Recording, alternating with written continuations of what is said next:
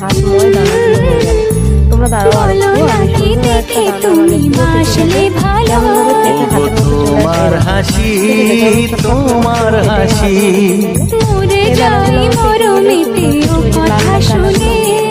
পেয়েছে জীবন চাওয়ার বেশি। এক পা দু পা করে কখনে মনের ঘরে এলে তুমি হৃদয়ে জুড়ে।